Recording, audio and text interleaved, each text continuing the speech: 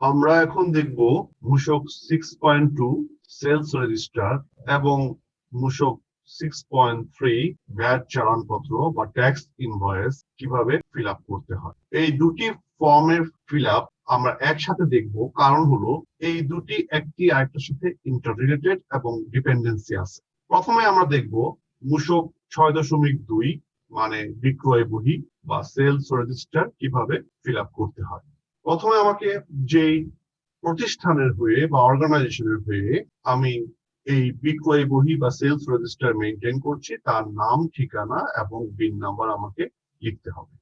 So ABC limited, তার ঠিকানা যদি ধরে নেই 2 মহাখালী, বিন নাম্বার এটা হাইপোথেটিক্যাল নাম্বার আমরা দিচ্ছি, অ্যাকচুয়ালি যে নাম্বারটা হবে সেটা এখানে লিখতে হবে। আমরা ধরে নিচ্ছি যে এই প্রতিষ্ঠানটি অনেকগুলো প্রোডাক্টের মধ্যে একটি প্রোডাক্ট হচ্ছে সে পাউরুটি বা ব্রেড বিক্রি করে, এবং এখানে আমরা 1 কেজি ওজনের প্যাকের যে পাউরুটি সেটা বিক্রি ইনফরমেশন দেখাবো। এভাবে প্রতিষ্ঠানের যদি আরো অনেক প্রোডাক্ট থাকে তাহলে প্রতিটা প্রোডাক্টের জন্য আমরা সাজেস্ট করি প্রতিষ্ঠান আলাদা আলাদা শিট মেনটেন করবে। এতে করে ইনফরমেশন পেতে খুব সুবিধা হবে। আপনি চাইলে 1 পেজের মধ্যেও সব লিখতে পারেন, তবে সেক্ষেত্রে এটা একটু হ্যাপাজার্ড হয়ে আপনার জন্য পরবর্তী ইনফরমেশন কালেক্ট করার ব্যাপারটা কষ্টসাধ্য হয়ে যেতে পারে। এই জন্য আমরা সাজেস্ট করছি আলাদা আলাদা শিট মেনটেন করার জন্য। তো এখানে ব্রেড 1 কেজি প্যাক, আমরা এটা for the month of March 2021 এর জন্য রেকর্ড করব। ক্রয় হিসাব বা পারচেজ রেজিস্টারের মতো বিক্রয় হিসাব বা সেলস রেজিস্টারেও আপনার ওপেনিং ব্যালেন্স থাকতে পারে, মানে প্রারম্ভিক জের যদি থাকে তাহলে আপনাকে এটা প্রথমেই লিপিবদ্ধ করতে হবে। আমরা ধরে নিচ্ছি 1/3/2021 সালের শুরুতে আমাদের 1 কেজি ওজনের পাউরুটির প্যাকেট মজুদ ছিল 100 প্যাকেট, এবং এটার প্রাইস ছিল মানে বিক্রয় মূল্য আমরা ধরে নিচ্ছি প্রতিটা আমরা বিক্রয় করি 70 টাকা থেকে।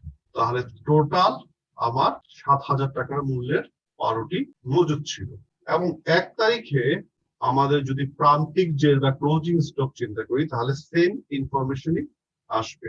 3 তারিখে আমরা কিছু প্রোডাক্ট এই জায়গা থেকে বিক্রয় করে দিচ্ছি, তো সেই ইনফরমেশন গুলো আমাকে এখন লিপিবদ্ধ করতে হবে।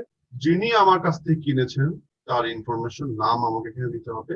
ফর এক্সাম্পল XYZ, তার ঠিকানা ধরে নিচ্ছি 8 ধানমন্ডি।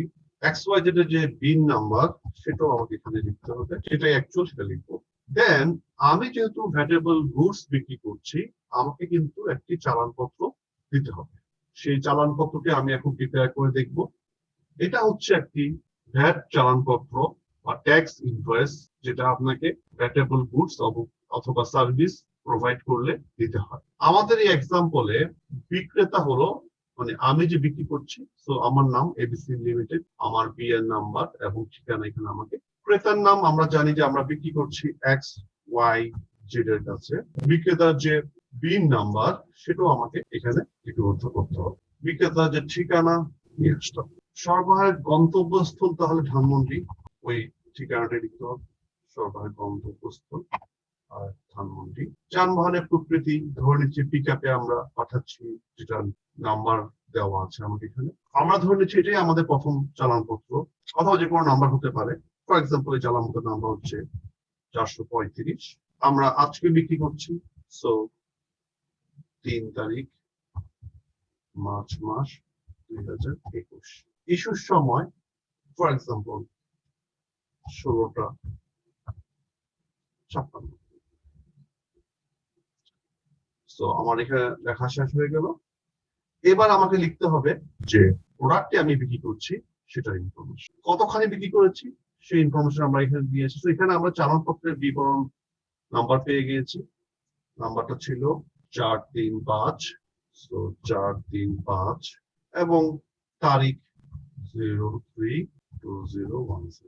বিবরণ কি বিক্রি করেছি, ব্রেড কতটুকু বিক্রি করেছি, ধরে নিলাম আমি 60 প্যাকেট, তাহলে 60 প্যাকেটের করযোগ্য মূল্য কত, তাহলে 60 প্যাকেট ইন্টু 70, 4,200 টাকা। সম্পর্ক শুল্ক ধরে নিচ্ছি নাই, সুতরাং শূন্য। মূসক 15% হবে 630। সো এই বিক্রি করার পরে আমার এখন প্রান্তিক যে বা ক্লোজিং স্টক 3 তারিখে আসলো 100 ছিল, 60 প্যাকেট বিক্রি করে ফেলেছি। সো আর 40 প্যাকেট আমার কাছে আছে এবং সেটার মূল্য হচ্ছে 70 টাকা করে 2,800 টাকা। তো এই যে বিক্রির যে পণ্যের যে ইনফরমেশন গুডস এর, সেটা আমরা এখন মূসক 6.3 বা কর চালানপত্রে আমরা দেখাবো। সো পাউরুটি বিক্রি করেছি 1 কেজি প্যাকেট, 60 প্যাকেট আমরা বিক্রি করে ফেলেছি এবং মূল্য 70 টাকা করে, টোটাল মূল্য 4,200 টাকা। সম্পর্ক শুল্ক নেই।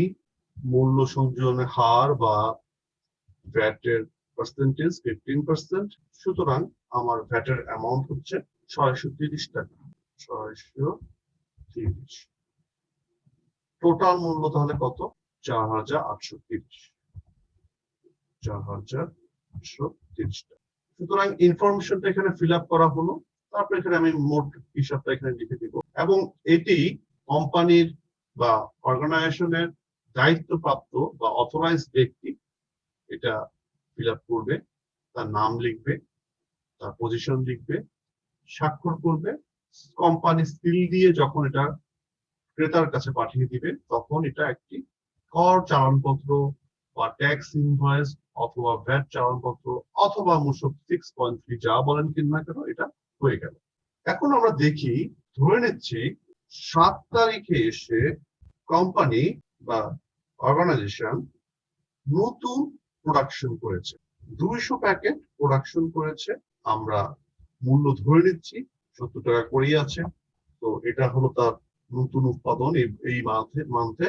তাহলে আমার 7 তারিখের আগে ক্লোজিং স্টক ছিল 40 প্যাকেট, আবার নতুন উৎপাদন করে পেলাম 200।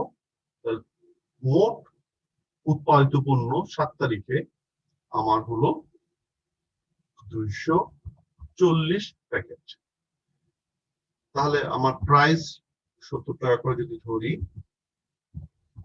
এই হলো আমার এখনকার মজুদ পণ্য। সুতরাং এই তারিখে আমার প্রারম্ভিক যে বা ক্লোজিং স্টক সেম অ্যামাউন্ট হবে 240 এবং অ্যামাউন্ট অফ সেম। আমরা চেক করে দেখি যে ঠিক আছে কিনা। ডিভাইডেড বাই 240, সুতরাং আমি আবার 9 তারিখে এসে বিক্রি করলাম। এবার আমি কাকে বিক্রি করলাম? For example 3J limited. তার ঠিকানা হচ্ছে 33 গুলশান। তার বিন নাম্বারও একটা আমাদের, যেটা অ্যাকচুয়াল বিন নাম্বার সেটা আমাকে প্রোভাইড। সো যেহেতু আমি আবার বিক্রি করছি, তাহলে আমাকে আবার 3J এর জন্য একটা চালানপত্র তৈরি করতে হবে। জাস্ট একটু কুইক দেখে নিই। আমার ইনফরমেশন ঠিকই আছে, ক্রেতার নাম চেঞ্জ হয়ে যাবে এখানে 3J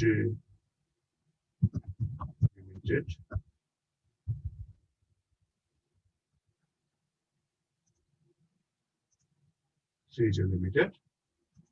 তার যে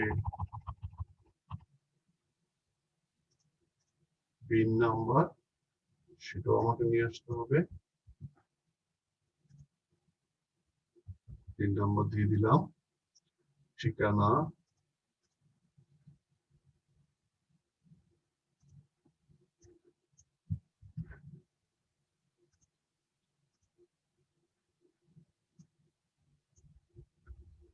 ঠিকানাও দিয়ে দিলাম। ধরে নিচ্ছি এটা আমার পরবর্তী চালানপত্র। সো 436 এটা আমি বিক্রি করলাম 9 তারিখে, 9/3 এবং সময় 10:45। যাবে কোথায়? গুলশানে।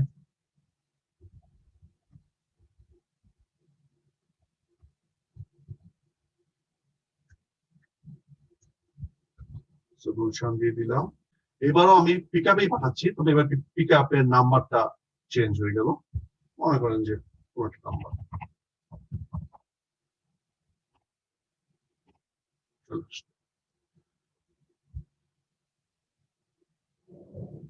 দেন আমাকে কত পরিমাণ পণ্য বিক্রি করেছি সেটা আমাকে এখানে লিপিবদ্ধ করতে হবে।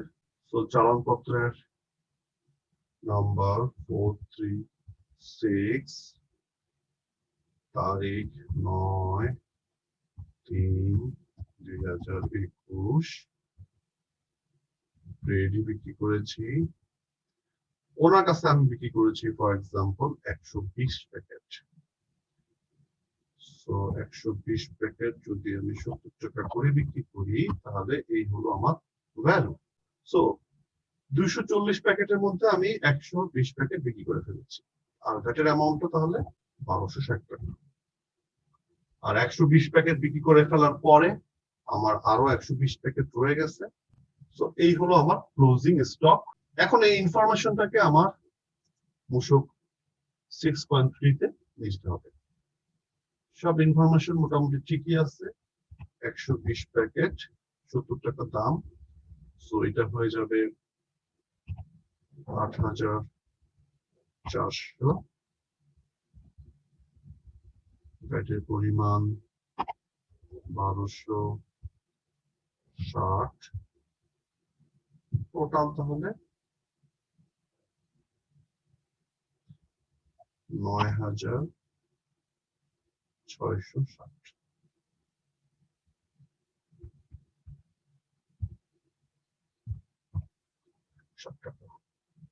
এবং এটাও সর্বমোট হিসাব করে রেখে দিয়ে দায়িত্বপ্রাপ্ত ব্যক্তি এটা সাইন সই করে ক্রেতাকে যখন দিয়ে দিবে তখন এটা মূসক 6.3 বা কর চালানপত্র হয়ে যাবে। আশা করি একটি বিক্রয় বহি বা সেলস রেজিস্টার কিভাবে লিপিবদ্ধ করতে হয় এবং এর সাথে ভ্যাট চালানপত্র বা মূসক 6.3 কিভাবে প্রস্তুত করতে হয় এবং ক্রেতাকে কিভাবে পাঠাতে হয় সেই বিষয়টি আপনারা বুঝে পেরেছেন। কারো যদি কোনো কোশ্চেন থাকে আপনারা কমেন্ট সেকশনে দিতে পারেন, আমরা আপনাদের প্রশ্নের উত্তর দেওয়ার চেষ্টা করব। ধন্যবাদ।